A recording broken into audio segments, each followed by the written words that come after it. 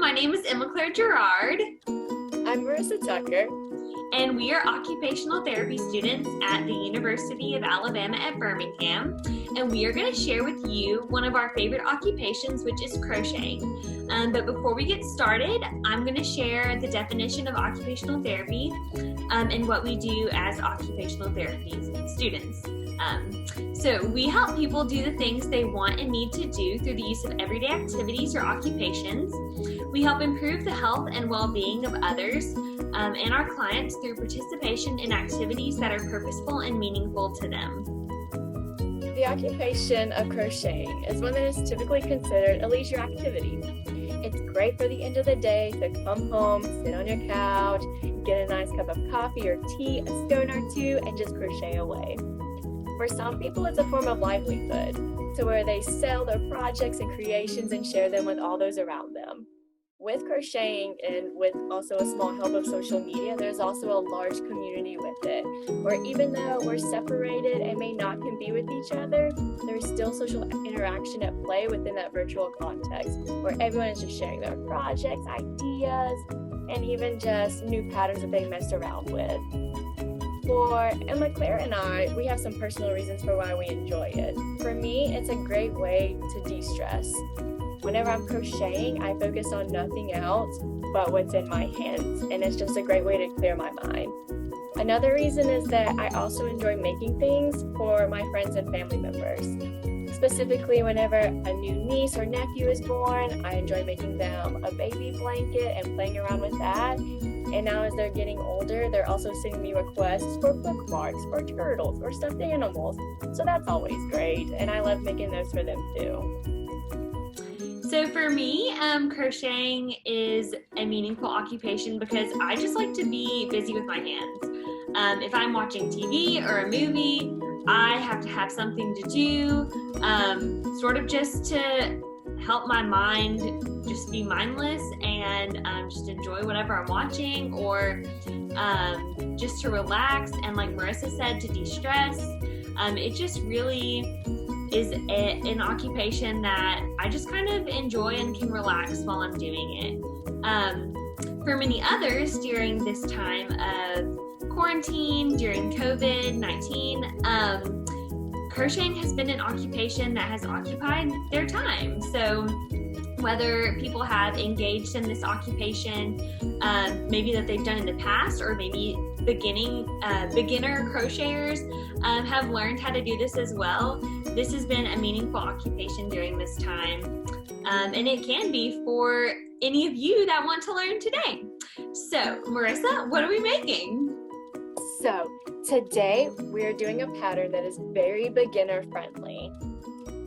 Washcloths, or in my case, a pot holder. So very versatile, it's great. The stitch that you're going to learn is known as a single crochet stitch, which again, very beginner friendly, and it's actually really cool because all other stitches that you'll learn are kind of feed off of the single crochet. It's almost like the foundation of stitches. So if you practice this and get really good at this stitch, then really you'll master all stitches. It all just takes practice. You got it. Okay, so we will show you what to do.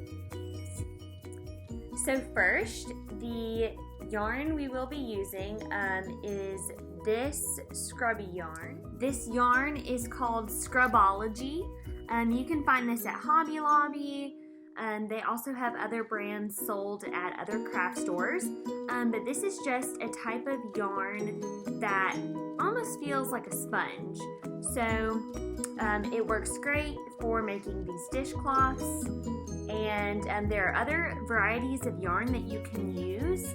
There are 100% cotton yarn is another great option that works well for making dishcloths. But specifically today we will be using Scrubology by Yarn Bee.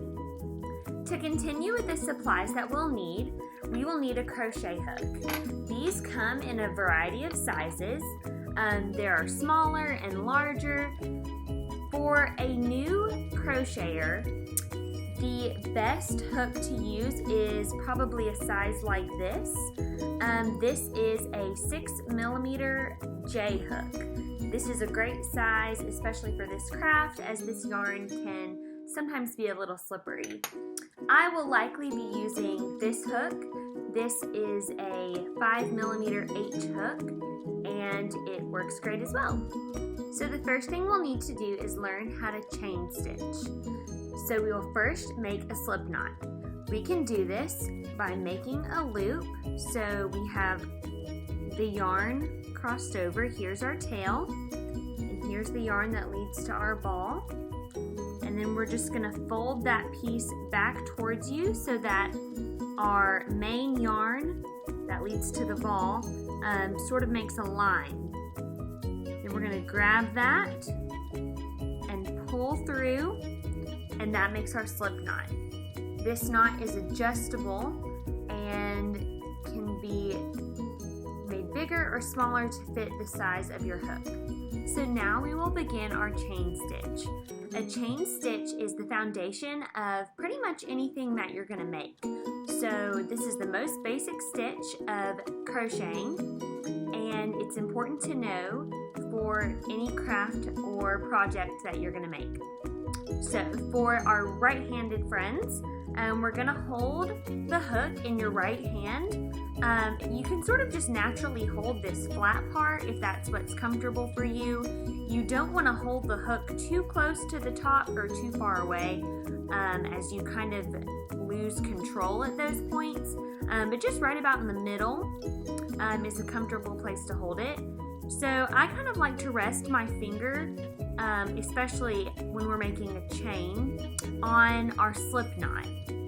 If not, sometimes when you yarn over, it can move away and slip around. So I just kind of hold on to that with my right pointer finger, like so.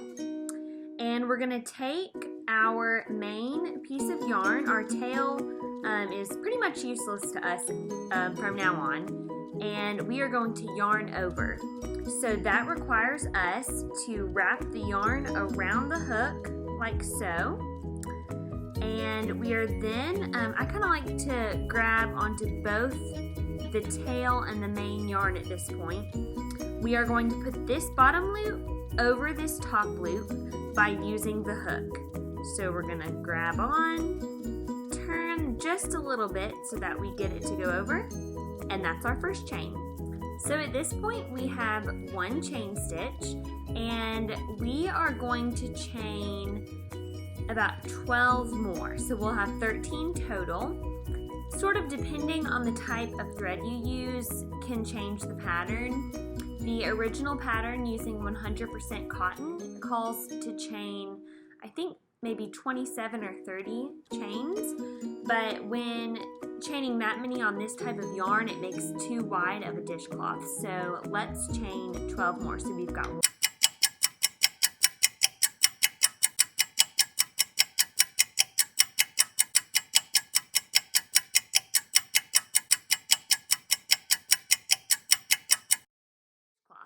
So for this project, we will be doing a single crochet.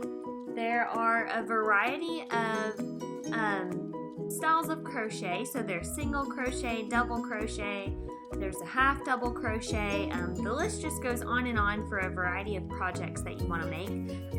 But for the beginners, we will be doing a single crochet.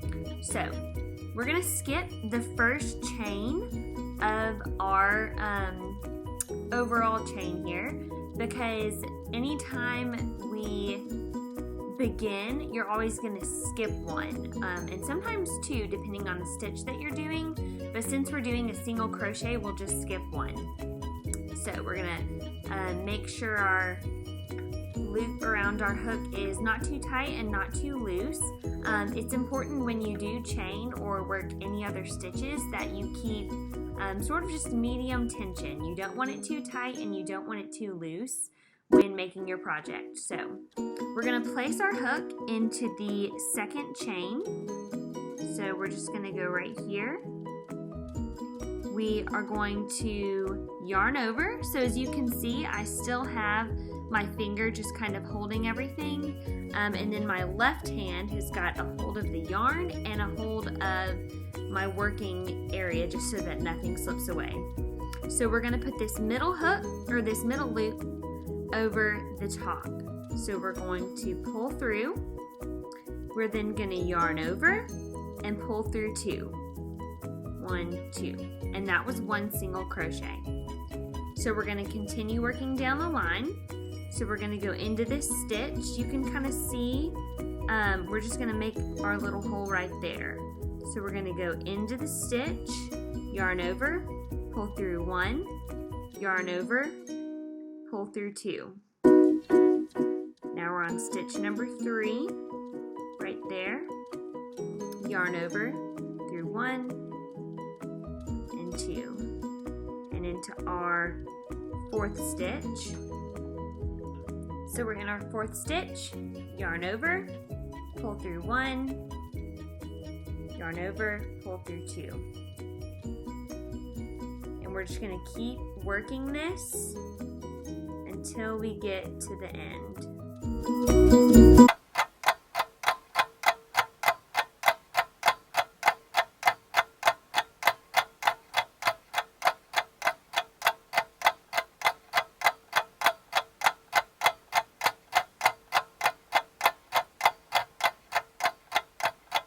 And there we have our first row. Okay, so now that we've completed our first row of single crochet, we are going to chain 1. So from here on out, it's important to make sure that you always have 11 stitches that you're working into. If you end up with more or less, then you have either added or taken away a stitch somewhere in your project. So anytime we turn to work down another row, we're going to chain 1. Kind of like we skipped 1 when we began, this is similar to that. So for other projects, you might chain 2 or 3 when you turn, but since we're working a single crochet, we're just going to chain 1. So we're going to yarn over and chain 1. Now, we're going to skip this chain. So we've got our loop around our hook and we've got that chain, and we're going to work into this right here. So there's our chain right there. We're not going to use it necessarily, but it helps keep everything in line. So we've put our hook through. As you can see, it's through those. We've got 2 loops on top. It's through that. So we're going to put it through, yarn over. We're going to pull that over. Now we've got 2 loops on the hook, yarn over, and pull through those 2. And now we've started our second row of single crochet.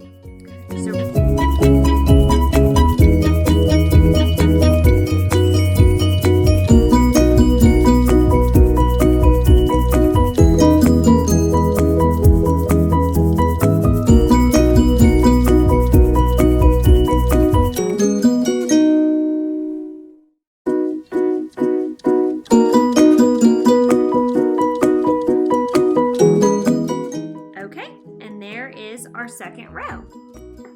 Again, this yarn can sometimes curl up a little bit, just the way that it's made, and that is quite alright. So we are now going to begin our third row.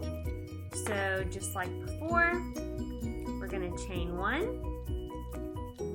and then kind of skip that chain right there and go into our first hole.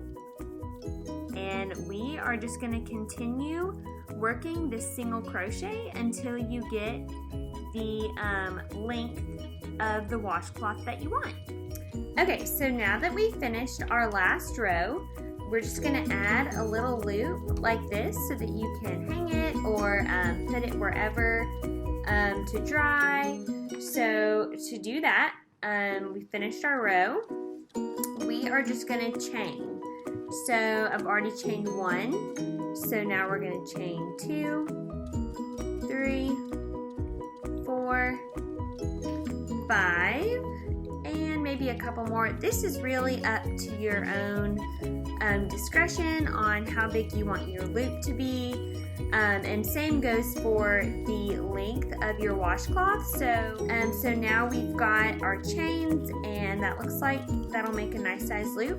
So we're gonna do a slip stitch, which is pretty much just how it sounds. So we're gonna put our hook through just the last sort of loop that we have there, and we're just gonna yarn over and pull through both loops. So pull through, pull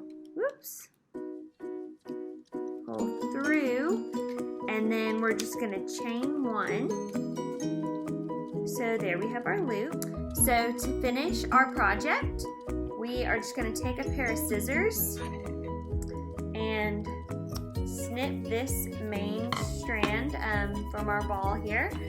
And then we are just gonna pull that loop through and then squeeze it tight. And there you have it, a versatile dishcloth.